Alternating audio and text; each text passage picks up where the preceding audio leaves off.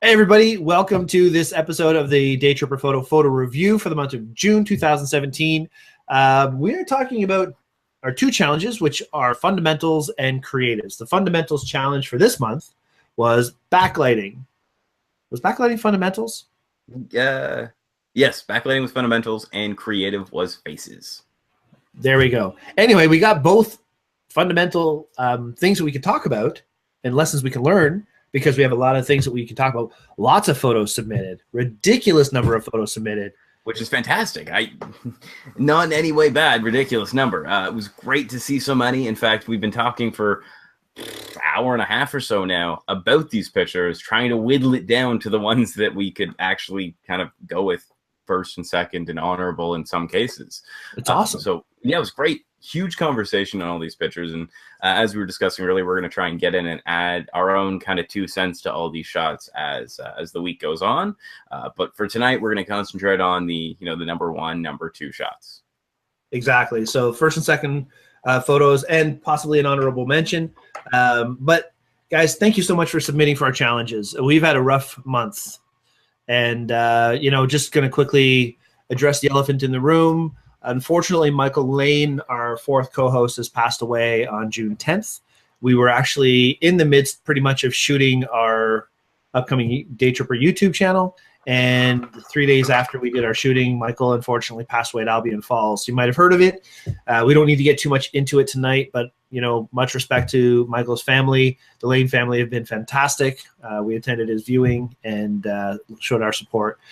Michael will absolutely be missed in the Daytripper community, in our personal world, and as well in photography as a whole. I mean, he has so much still to offer, and it's unfortunate that his life was cut so short, 23 years. So let's move along. Michael would want it that way, and that's the way we're seeing everything that we do with our channel and our show from here forward. So this show will be in honor of Michael, and cheers, buddy. All right, guys, so let's get into this. Let's talk about the photos, because so many people took a lot of time to create the photos and share them with us. And muchas gracias, senores and senoritas, because I apparently speak Spanish now. I don't know. All right, so like Phil already mentioned, we're going to go into the first and second place for each category, faces and backlighting, and let's start with faces. Phil, would you like to do a screen share, or do you want me to do that? Definitely can. Let me get it pulled up here for you. Before we get into that, Patrick, hi. I know you're feeling sick today. You were rough at work today, but you're a trooper, and hope you feel better. Thank you, thank you. I have a sore throat and whatnot, but I'm pushing through it. You're pushing through it, and if you need to mute your microphone to do the whole thing, go ahead. All right, and Phil's got the screen share going there. I do indeed, but I'm doing well myself. Thank you. Oh yeah, Phil, how are you doing? Good. It's okay, I'll add my own. We love you, man. So you have all of the information we've been talking about, the pictures we've been looking at, and the ones we've kind of narrowed down that we want to have a chat about this evening. So let's start off. I think you mentioned we're going to look at faces. Yes, we are. Where am I going first? Well, first of all, before we get into what we're going to look at, I just want to give a lot of people credit for thinking outside the box. I mean, we have moose faces, we have not rabbits. We have what are these things? Frog faces.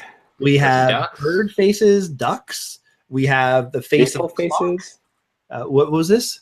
People faces. People faces, little kid faces, all kinds of faces. So lots of credit to everybody for your open-mindedness in choosing your photos. But we had to pick photos based on certain curricula or certain credentials, or what's the word I'm looking for? Phil? Criteria. Criteria. Thank you, sir. We're looking for sharpness. We're looking for story. We're looking for exposure. We're looking for a lot of things. And there were 2, I think, that stood out over and above the most. So we're going to start with the second place photo. And the second place photo is this month going to be Rosemarie's photo. There it is. Phil, why don't you start talking about this photo? Absolutely. So I like this picture. When I was scrolling through, we were looking at the shots. This is one that kind of jumped out at me. The thing that really kind of spoke to me about the picture is the choice of your depth of field. It works really well for this shot. You have your main subject in focus. you see everyone else in the shot. They're sharp enough that you can, you know, figure out who they are and kind of what's going on, but your eye is drawn to the sharp part, to your main subject here. And so I like that. I think it stood out really well. The square crop on it is, you know, a bit more interesting, but I understand that without the square crop, we might have lost a bit of this guy down here. But overall, I liked it mainly for the focus on the subject, both, I would say, literally and figuratively. Absolutely. Anything to add there, Patrick? No, I totally agree. It's simple. It speaks. It's just a nice, clean picture that to have. It's like there's not too like sharp, like it's not too edited or whatnot, but it's just so simple and clean. I like that. No, I agree. You know, the square crop is an interesting choice, right? Phil, you mentioned it's got that square crop, and the focus on the middle girl, definitely her eyes really stand out, and that's a connection you make to a photo. So excellent job, Rosemarie. Thank you so much for submitting your shots. This one's great. Do you guys have anything else you'd like to add? I mean, I'd probably go without the white border, but I mean, that's about it. Yeah, see, there we go. And you know, when it comes to an edit style, it's tough for me as a non-ridiculous editor. Like, not ridiculous, but I don't do heavy volume of editing. I don't do lots of composites and stuff. So it's hard for me to make a comment on edit choice. But I do kind of think the border is interesting, but maybe a little too much, a little too thick or something. And it depends on what you're looking for. You know, sometimes that kind of thing works for people, sometimes it doesn't. Yeah, I mean, it's kind of like a Polaroid frame in a way. Yeah, that's kind of cool. The thing that two things kind of are odd about this picture. First is what's going on with the arm here. I kind of feel like some cloning and healing took place, or something took place, because the arm looks a little soft down here. And the color is totally different. But it could be the dress. It could be. The only thing that I find kind of odd that I would have changed would have been the little bit of shirt right here. I would have liked to see it just cropped in a tiny bit tighter to get rid of that. Would you rather it crop or clone? If you crop, you're getting really close to the boy's chin. Yeah, either way. If you clone, you're just kind of getting rid of that. Yeah, clone or heal. Just to help. Yeah.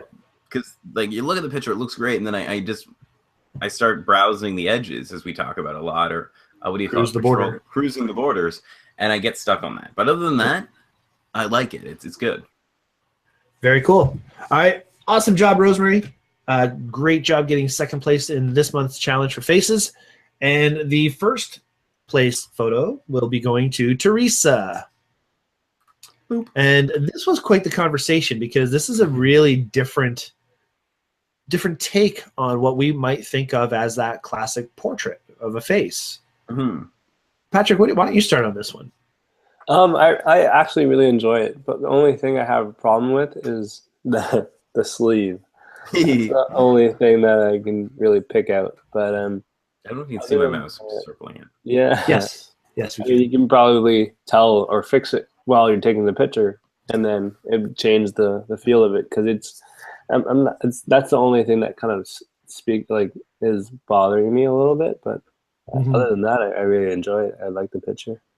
Okay. Phil, anything you want to add? Just we were talking about a lot, and you see it a lot when you zoom in here. There's nice color detail in both of his eyes. You know, you can see the goldish brown color, hazel, I think is a proper term for it, in the eyes, and it stands out really well. And it's nice to see that color detail, that lightness on the kind of the shadowed side of the face. If that wasn't there, I don't think this picture would look nearly as nice. I agree. I think that's the connection, right? You have to have a little catch light in there to tell some story, but there's actually color there too. Really nice. And, you know, there's not too much. I find this all the time. And Phil, you mentioned it. The background's not fully black in the back. Exactly. We got a little bit of light down here in the corner. And there's definition, right? There's separation between him and the back. Yeah, something. It's nice. And you were talking about it earlier, where you can see beard and backdrop. It's not smushed together. Yeah. And that holds true on this side of the face, but also on this side of the face. If this was just a black backdrop, we would have lost this side of his body. It would have just smushed into the background. technical term is smushing. Smushed. But there's enough difference between the light and the shadow, and the shadow and the light, that it helps that stand out. And it's as you were saying, it works really, really well. Yeah. And I just love the fact that if you zoom right into the face, you can see both the color of both eyes really well. I think that's really cool. But again, cruising the border, it's so essential to have a final look before you squeeze the shutter to make sure that what you want in the photo is in the photo and what you don't want, or what changes you might need to make, like taking an extra 10 seconds to fold down the cuff of his sleeve versus having to spend, how long would that take to edit that out properly, right? It would be a pain in the bum. It would be. And I don't know if you noticed this after you shot the photo, Theresa, but it's something that a real picky guy would be really obsessed about. And nonetheless, it doesn't ruin the photo. And it's a great shot. And your clarity is great. Your lighting is great. And I loved it. I thought it was great. And I picked that as number one. Well, I think we all did. And I just want to expand. No, actually, Patrick said he hated it. Joking. So I think I want to chat about it for a second here. We talked about, fixing things in field or fixing things in post. A lot of things can be fixed afterwards, but if it's possible and you notice it in field, it's always a good idea to try and do it in field. Yeah. And I had this conversation with the students back when I was teaching at Durham over the last fall for the image processing 2 class. And I was talking a little bit about it earlier with you guys when I was mentioning the beach shooting that I did earlier. And some things you can fix, like if someone has a hair elastic on their arm, get them to take it off. But if it's something you can't remove in field, do it afterwards. But if you can remove it in field, as you said, Brian, that 10 seconds will save you a ton of aggravation later. Well, actually, you gave a really good example when we were chatting before about a wrist band. Yeah, so when I was doing that beach shooting, it was at a resort, and so you had to wear that resort wristband, and you couldn't take it off.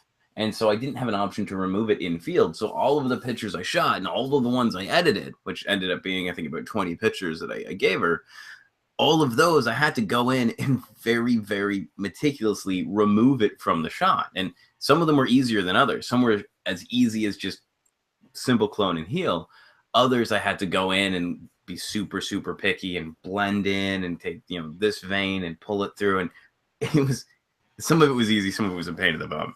For sure. But if you can and you notice, try and do it. Good call. All right. So there's first and second place. Great work, everybody. Thank you guys so much again for submitting for Faces. Absolutely. And now we're moving on to backlighting. And we've got, I think we had a couple of them. more people submitting. And I do want to quickly comment. It was asked of me on the community how many photos people should submit for these photo challenges. And my answer was 1 per category. If you do submit more than 1, we're not going to freak out, but we're going to pick the one that we think is the one to talk about. Yeah. So, and if we don't comment on every single one, there was 1 or 2 people that post more than 1 picture. So when we go back and make our comments, we'll probably not comment on every one of them, but we do appreciate you guys submitting for sure. So we had more people submitting for backlighting, which made it more challenging to pick a winner.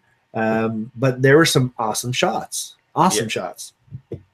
In fact, in this category, we have first, second, and honorable mention. So why don't we start with the honorable mention? What do you think, guys? Yeah, sure. So honorable mention for this category of backlighting is Christine with her photo of the tree. This picture. Yes. And Phil, why don't you start on this one? Because you had some good thoughts. Why don't you start on this one? But okay. Oh, you want me to? That doesn't matter. We're going to say the same thing anyway. Yeah, probably. I like this picture. I like the look of it. I like the feel of it. It kind of, to me, feels like a background on on a computer. Like I'd be okay staring at this behind all my icons kind of on a daily basis. But I would like to see a couple things adjusted, which is really why this is, I would say, more of an honorable than a full runner-up. That didn't make sense. Well, make that make sense. I like this picture, but the thing that kind of distracts me from the shot, and I think we all kind of talked about it, was the tree on the left here. And without the tree on the left, even if it was just, and I can't crop it in on the here, like I can zoom it in a little bit and then it ends up looking kind of funny. Actually, I can kind of do that. Sort of. Like without that tree on the left, it just brings a lot more attention to the actual subject here. And it's a great subject. You have lots of color coming through those leaves. You have the arms of light coming through the shot. And I'm even okay having the road here. Like it works. It's just that tree on the left is a little distracting. Everything else, the horizon's on the right line, the tree's nice, the color here is enough that you know what it is without it being, super shadowed or super bright. Yeah, I agree. The exposure of the sky is decent. I mean, there's not too much highlight going on. But I probably would want to put this into like a 16:9 aspect ratio, crop out the road a little bit and get rid of the tree that way on the left. And possibly even clone out that post. I think it gives it a nice clean feel with that post. I just put my thumb in front of it and looked, and it just kind of had a cleaner feel. Patrick, you're kind of shaking your head, nodding your head. Yeah, I totally agree. It's the thing that distracts me is that little post and the tree on the left side. But everything other than that, I really like the colors and whatnot.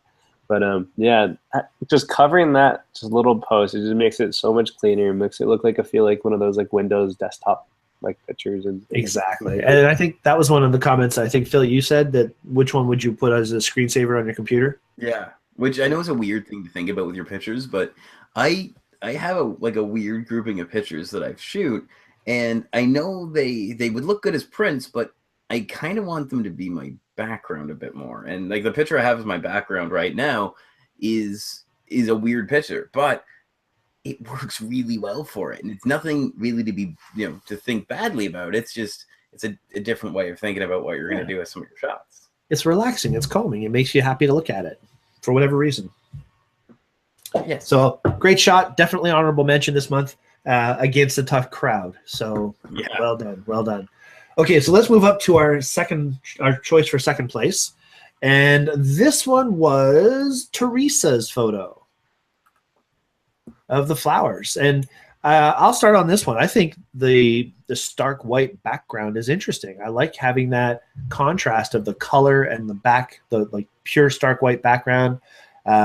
Not having flowers along the left edge, but have them come from the right and move into the left. It's kind of a powerful diagonal. The contrasting colors work for me. But it is, I mean, we were funny. When we were chatting earlier, I got like super technical about, I don't know if some people would call it super technical, but for me it is, about the chromatic aberration around the edges of the flowers. But as Phil, you pointed out, that isn't a problem of the photographer in any way, shape, or form. And what I mean by chromatic aberration is that, as Phil zoomed right in there, you can see a bit of an edge along the edge of the flowers and things like that. Now, Phil, you thought that was over sharpening? It could be over sharpening. So it could be, yeah, it's hard to tell. It could be either. But we're both kind of thinking that this was shot with the 18-55 Canon lens, which could create that. But again, I'm being stupid picky, and it's really unnecessary because the photo is great, and I liked it, and it caught my eye right away. Patrick, what do you think? Oh, I just unmute myself. But yeah, I love that. I love the picture. It's a overall good picture. For me, it's like, I think it's a little too bright. I mean, it kind of hurts my eyes when you look at it on a monitor, but I like it. But you're like deathly sick right now. Yeah. I think he's powered by NyQuil. Yeah. Other than that, I agree. Like the edges of it, you can really tell that it's like there's like a little color, like I don't know. Yeah, almost a clipping kind of look, but yeah. Phil, I'm gonna do a whole announcement for him, like superhero A-Team intro. I like the shot. We covered over a lot of what I was going to talk about. The thing I just noticed are these out of focus flowers from the back. That's kind of where I see about the blowout, the overexposure. Well, yeah, we do lose the flower right here, but I kind of like it because it's not just like it doesn't just seem like here's a vase of flowers in front of a window or something. It's or in front of a white backdrop. It's there's a lot more to this shot that has opted not to be in the picture that I think makes it really nice. Yeah, when you put it that way, it kind of gives it like another depth of just like how close the flowers are from here to the further back ones. Exactly. So, well done. Okay. Very, very nice. So now we're going to talk about the first place photo. Yes.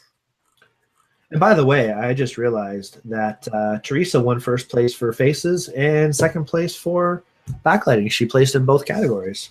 Oh, well, we should have noticed that before. We should have not made it happen. Yeah, forget it. Theresa, no, I'm just joking. Excellent. Just delete it from the group. Where is the delete button again? Kidding.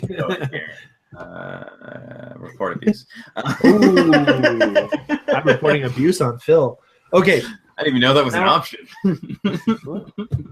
Let's invent it. Okay, so now we're going to get into first place prize for backlighting. And this is a really different photo than I thought I would ever vote for. In a way, it's more the processing than the photo. But this one is going to go to Dr. Connie Miller. Hey. For the picture of the dogs. Now, we chose this all for different reasons, I think. Well, I kind of tried to abstain from directly voting on this and letting you guys choose first in case I was slightly biased. Because I have 2 dogs, and these are cool dogs, and I think my dogs are cool. But I personally really, sorry, I'm taking the lead on this one. So, do it. I like the shot. There's a lot about this picture I like. I like the almost like foggy feel to the picture with just the amount of light being dumped through the lens. Yeah, it's ethereal. I really like the lens flare. Usually I'm not a huge fan of lens flare, but in a case like this where I'm hoping that it's legit lens flare and not like J.J. Abrams style. I'll be right back. Keep talking. It's good. Like I like this. I like the empty space over here on the right side. And I'm okay with that much empty space because the lens flare itself kind of flows me into the subjects, into the picture. And if you zoom in a little bit, you get, the light coming through the doggy hair, coming through the doggy hair here. The only thing that I really have is a bit of a negative that I would like to see just a tiny, tiny, tiny bit more of is a little bit of extra light in the face. Like not a ton, not a flash, nothing that fancy, just in editing, a little bit of dodging. Just lighten up the eyes a little bit so they just stand out a little better. Now, it also could be that I'm looking at this on a computer and that was posted on the internet and I'm pulling it back down to look at it and there could be something lost there, but just a touch more light in the eyes through editing afterwards. Other than that, I like it. Yeah, from what you were saying, like the whole the little lens flare there. At first, I wasn't a fan of that much space on the right side, but like when you talked about how it pulls you towards like where the dogs are, kind of almost creates like an S shape from like the top of like the sun on the back, and then towards the front where the dogs are, and then back towards the lens flares. So it's pretty cool. Keeps your eye traveling through the shot. Yes. All of the things you said, and probably some of the things I didn't hear you say. Okay. But as far as the fill flash goes, I don't know. I kind of like using a bit of a pop-up flash, even dialing the flash exposure compensation down a stop or two, just to kick a light up in there. Not really flash it, but just put something in the face when there's a backlight involved. Yeah, and that's kind of what I was saying with like a little bit of dodging the eyes. Like if you didn't have a flash, pop a little bit of dodge in there just to brighten up a touch. If you don't have a flash and you didn't use one and you have the ability to do a bit of a dodge, I get it. But it's like we were talking about a few minutes ago about the extra 10% goes 100% of the way. Adding that would be a help. Now, this is a very high-res photo, but it's only 558 kilobytes. Yes. Like 15 megapixel, but I don't see settings. I can't see what the ISO was. Because if it is higher ISO and you try bringing up the shadows a little too much, you get a lot of grain. Yeah, you end up with a speckly eyeball, and that would take away from absolutely what we're trying for. So without those settings, I can't say like accurately if it should have used flash or if you could do it in dodging or burning. But anyway, I think a little bit of fill flash, and that's something actually Martin taught me, Phil. Yeah. I went to a wrestling event and I shot all these pictures. I brought all this expensive equipment, this f2.8 2470 and this, D800 Nikon camera and all this pixels and high ISO and blah, blah, blah. And I show up and I shoot wrestling and I come back and I show Martin this picture of Shelly with a wrestler wearing a baseball hat. And he's like, why didn't you use the fill flash? I'm like, what? He goes, yeah, just use your pop-up flash and kick a little light up in there under the brim of his hat and you'd see his eyes. I'm like, damn it. And I think I thought I was doing everything so well. I think a lot of the times the fill flash gets a bad rep because people are like, oh, it's, and I think you hear a lot of people talk about it, and they're like, the famous quote is, you get what you pay for, and you didn't pay for it. So, well, yeah, and people almost feel like it's something they shouldn't use because it's a tiny little flash on your camera, and you need to buy a big. I'm currently holding a secondary flash, so I'm gonna put that back. Having a secondary flash to use and take good pictures, and I'm waving my arms around and being a photo person on the internet. You don't. Something as simple as your pop-up flash can work wonders, and you shouldn't discount it just because it was free. You got it. Or you can think of it that you bought a, let's call it, $2,000 flash and got a free camera. Two ways to look at it. I wouldn't go there. So jumping back to the size of this picture, and the issue I have with the size of this picture is how it might have been saved. So this looks like the picture might have been put through software, might have been edited, and then might have been exported for web or something similar to that. I know Photoshop, before the Creative Cloud series, had an option to export for web or save for web and devices. And what that did was effectively strip out metadata, unless you told it not to, but strip out metadata and make your picture a tiny, tiny, tiny file size. It still had enough information where you could zoom in and take a look up close, but it reduced to the overall quality and size of the picture till it was really, really tiny. And that usually works out okay, but sometimes we can get weird things like this banding showing up because the software tried to compress the picture so much. So there could be detail in the eyes, and there could be a nice smooth transition through the sky, but because it was 550 kilobytes, about half a megabyte, we didn't have the ability to see that information. So Connie, please, when you're saving, just take a look at that, because if you tried to print this, it wouldn't come out really nice. So if Lightroom or Capture One or Photoshop or whatever you're using is saving in a really weird way, take a look at it, take a look at the process, and make sure it's not doing anything you don't want it to do. Because I'd hate for you to take an awesome shot like this, try and work with it, print it or whatever, and have it come out not as you wish. And the flip side of that, though, Phil, would be is if this is just the one that she uploaded to the internet and she has a higher resolution export that she's done separately for print specifically. Yep. But yeah, good points. Very good points. All right. Well done. Anything else to add, guys? I don't think so. I'm just going to end my screen share here. Well, not quite yet. Oh, no. Because we were talking earlier about a photo that was submitted, speaking of resolution and possible choices made in an image. This isn't a photo that we picked as a winning picture, but it's something I think is a good learning tool, and hopefully the photographer is okay with us giving a quick talk about it. I mean, it was submitted for a photo challenge, so I assume she is. Linda Yeoman's photo, there we go. First of all, the moment that I capture from this is awesome. I was at a cottage with my wife, and there were birds at a feeder, and every once in a while the bird was watching us looking at it, and it would dive bomb the window like, screw you, don't look at me, I'm eating food, I'm with my woman, leave me alone, right? Like, this is the vibe I was getting from this bird dive bombing at the window. So I see this picture and I get that. However, there's the beauty of Google Photo or Google Plus for us to share our photos in this platform is that we can see EXIF information. We can see the shutter speeds, the aperture, ISO, the camera used, so on and so forth. And I think that's really helpful for education at many points of our progression in photography. This particular photo, when I first started looking at the EXIF info, and Phil has it up there so everybody can see. We can see it was shot with a Sony mirrorless camera, an A6000. We can see the aperture is f14, the shutter speed is 1/3200th of a second, and the ISO is at 5000. Now, the first thing I think when I see a cropped in photo that's very grainy is ISO is high. And sure enough, this ISO is 5000. Now, Patrick, maybe you can kind of jump in here. And go over the ratio of settings. Like if we were to bring the ISO down, what else would happen? I know I'm putting you on the spot here. And you're sick. Don't fail me now. Brain work. You can always open up the aperture because it's so small right now. It's at 14. Even bring it down to like a 5.6 or a 6.3 would be all right for that. That's right. And what would happen when that goes on? You can bring down the ISO down to maybe how many stops would that be? 14 down to.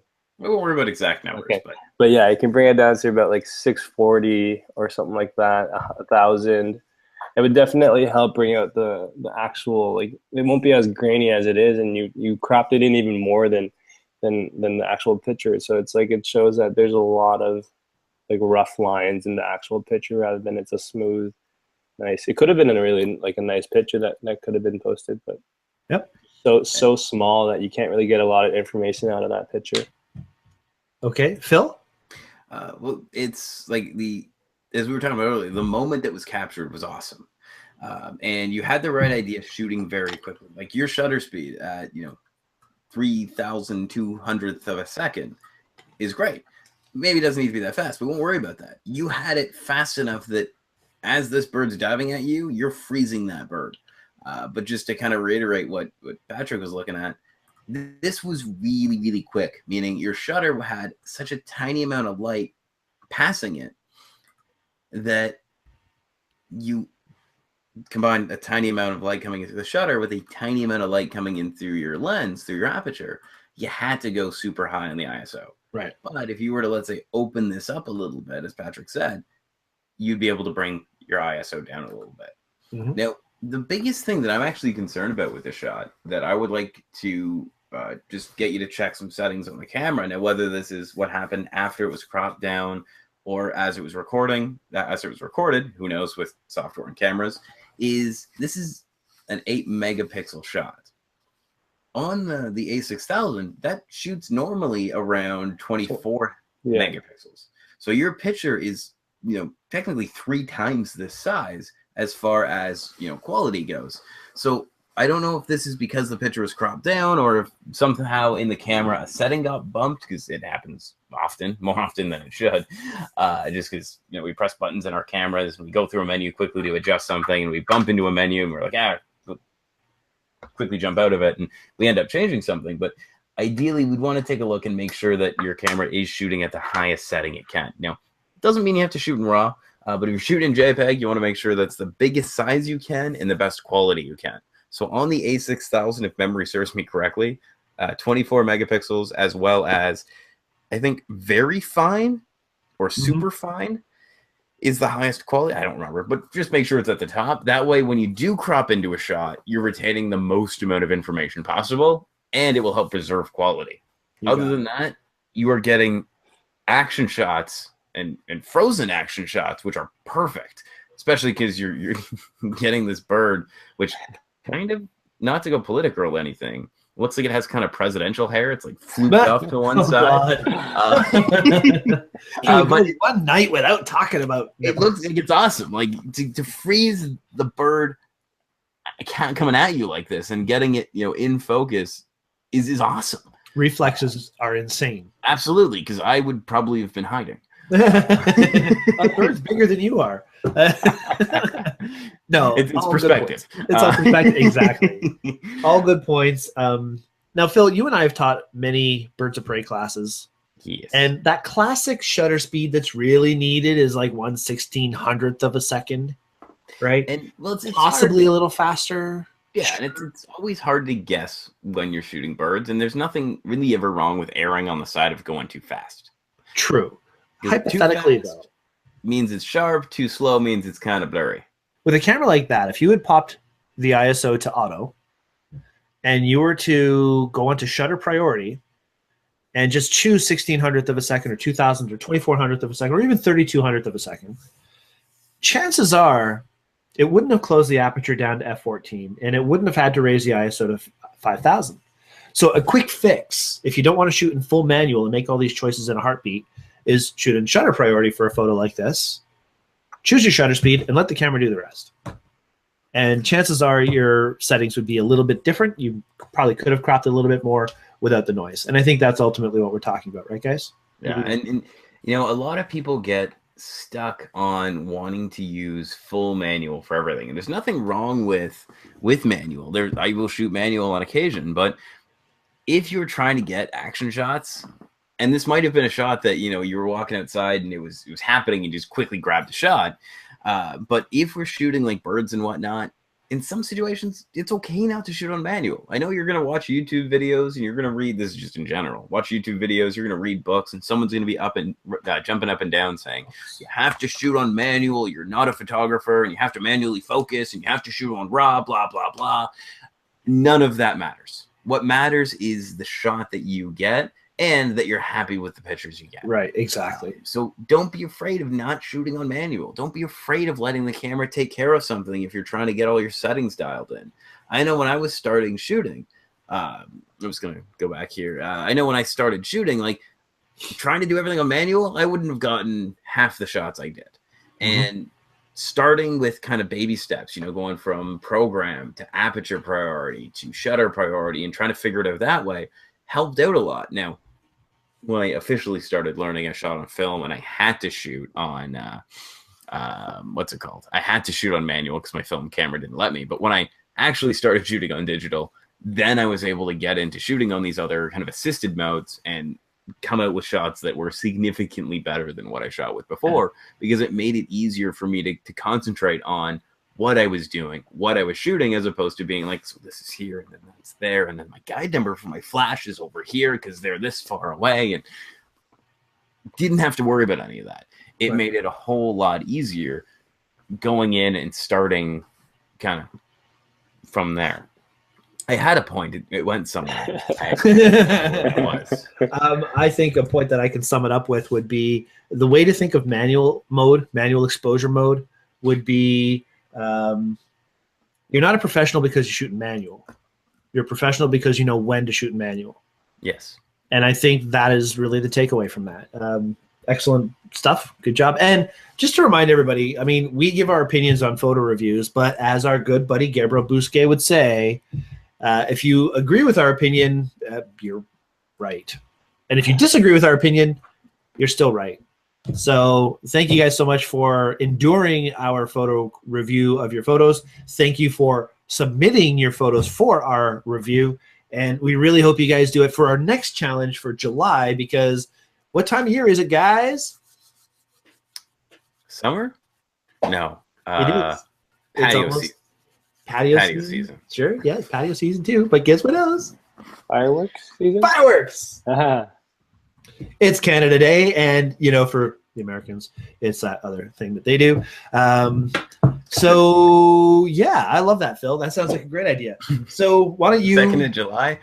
Yeah, well, you know, I think it's the 5th of July, isn't it? 22nd. 22nd of July is the American birthday. I think so. Oh, really? I thought it was 4th of July. Wait, is that a joke? I guess That's the Queen's birthday. It's the Queen's birthday? No, I was only being stupid. Yes, it is the 4th of July for the United States. I The 1st of July for Canada. Canada 150. It's excellent. I love this. It's just a little bit of a milestone. Just a bit of a milestone. Phil, let her rip. Not farting. No, just you're not paying for your McDonald's right now, okay? You're just sorry. Sing for your. I'm waiting for this thing to come in. There we go. Okay. So the photo challenges for this coming month of July, we have our fundamentals and we have our creatives challenge. What are we doing for fundamentals, Phil? We're kind of doing, I think, maybe more creative as well. And fundamentals kind of at the same time. But I think what we were thinking about, I think what we were kind of agreeing on for fundamentals was to kind of run with this idea of celebration and go with fireworks. That's such a shocker that we're going with fireworks. Yes, fireworks. And then we're doing the other creative. For creative, we're going to also play off the idea of it potentially being a long weekend and go with creative as food. Ooh, food. So fireworks and food. Lovely. Fireworks and food. So be creative with your food, folks. No pictures of a scrambled egg. A hot dog on a firework. 2 for 1. That just went places I never imagined. All right. So Hot dog. the fundamentals is fireworks and creative is food. Yes. And if you want to be creative with fireworks, I'd love to see some zoom blur. Yeah. And some focus blur of the fireworks. If you don't know what that is, look it up. It's cool. Yeah, even on Google or Pinterest and firework photos and see what different things you can get. If you've never shot fireworks before and you're kind of confused at how to do it, I'm sure by the time the long weekend rolls around, we can have something posted up on the community to give kind of a crash course on fireworks.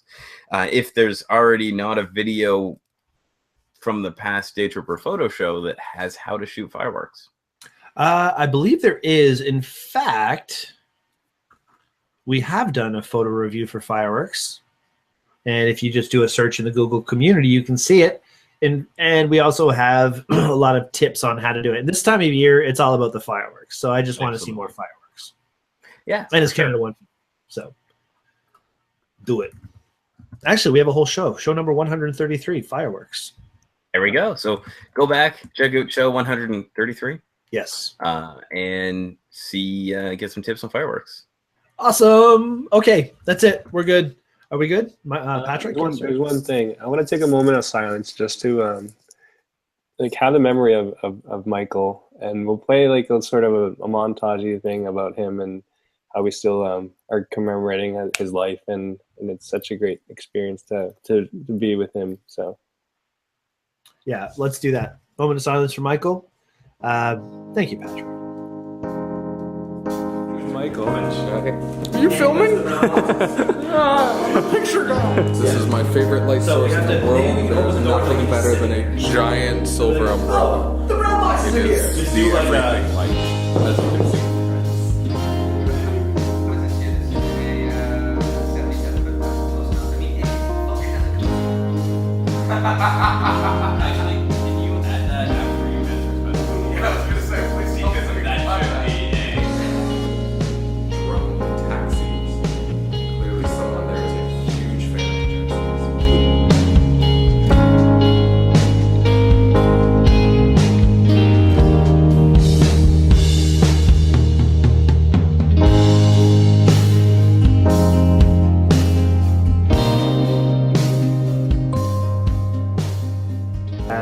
It's going to be tough doing the show and doing the channel without him. And just want to say and send an also a big one, a big, hug, embrace to Blake and Josh and Winter, who have to go through their experience being there when this all happened as well. So that's it for us tonight, guys. Patrick, thank you. I hope you feel better, sir. Yep. Phil, thank you as well for everything. As always. And Brian, you're the best. Good seeing you in there. High five. And everybody, thank you for watching. We'll leave this on a happy note and say we love you all. We'll see you all soon. Have fun with our photo challenges. And bye-bye. Yeah, I look forward to seeing what you post. I feel like we should also say have a happy, safe, long weekend. Yes. And don't drink else, exactly. Everyone else tells you it, but please don't. It's drinking and shooting can be kind of fun. Just don't drop your camera. Don't drink and drive. Stay away from the edge. Too soon?